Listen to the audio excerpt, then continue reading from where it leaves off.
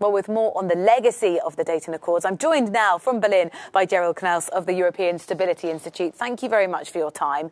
25 years on then, let's just look at the legacy of the agreement. How stable would you say Bosnia is today? Well, good morning, Rosie.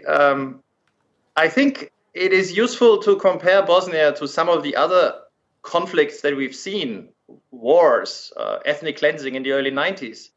And you quickly realize that compared to the Caucasus or other regions of Eastern Europe, Bosnia has had an astonishing stability.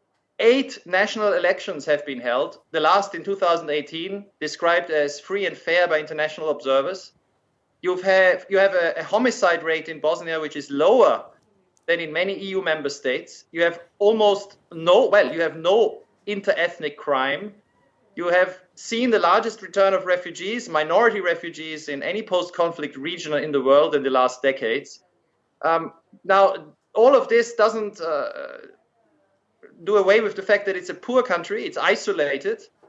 It is a post-conflict country with all the tensions that we know from post-conflict countries, and it's multi-ethnic with all the complications for politics. But compared to the expectations, I was in Bosnia 4 years right after the war.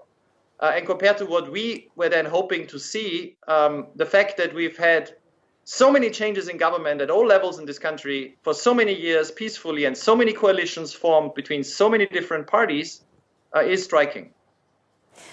The Russian foreign minister is on a 2-day visit today. What are Bosnia's ties to Russia?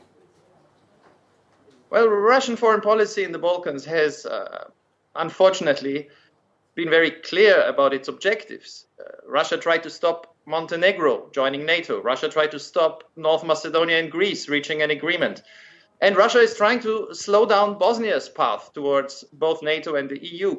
It failed in Montenegro. Montenegro joined NATO. It failed in North Macedonia. It reached an agreement with Greece. But its influence is directly related to how incoherent EU policy is. And the trouble in Bosnia is that it's the most isolated of all Balkan countries, except Kosovo. It's not even a candidate for EU membership yet. And this gives an opening to Russia.